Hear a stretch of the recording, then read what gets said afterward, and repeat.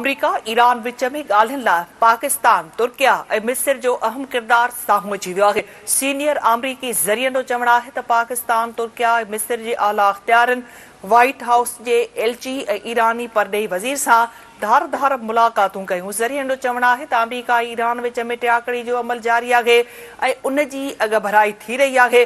अमरीकी ज़रियनि मूजिबि ॻाल्हियुनि जो मक़सदु जंग जो ख़ात्मो ऐं समूरनि मसइलनि जो हल आहे। उमीद त तमामु जल्द नतीजा साम्हूं अची वेंदा। अमरीका ईरान विच में ॻाल्हियुनि लाइ पाकिस्तान, तुर्किया ऐं मिस्र जो अहम किरदार साम्हूं अची वियो आहे। ही इंतहाई अहम अपडेट्स नाज़रीन अवां सां शेयर कयूं पिया त अमरीका ईरान विच में ॻाल्हियुनि लाइ पाकिस्तान, तुर्किया ऐं मिस्र जो अहम किरदार साम्हूं अची वियो आहे। सीनियर अमरीकी ज़रियनि जो चवणु आहे त पाकिस्तान, तुर्किया, मिस्र जे आला अख़्तियारनि व्हाइट हाउस जे एलची ऐं ईरानी परॾेही वज़ीर सां धार धार मुलाक़ातूं कयूं आहिनि। ज़रियनि जो चवणु आहे त अमरीका ऐं ईरान विच में टियाकड़ी जो अमल जारी आहे ऐं उन में अॻभराई थी रही आहे।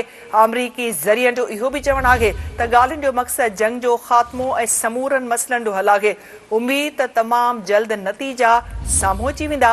अमरीका ईरान विच में ॻाल्हियुनि लाइ पाकिस्तान, तुर्किया ऐं मिस्र जो अहम किरदार साम्हूं अची वियो आहे। सीनियर अमरीकी ज़रियनि जो चवणु आहे त पाकिस्तान, तुर्किया ऐं मिस्र जे आला अख़्तियारनि व्हाइट हाउस जे एलची ऐं ईरानी परॾेही वज़ीर सां धार धार मुलाक़ातूं कयूं।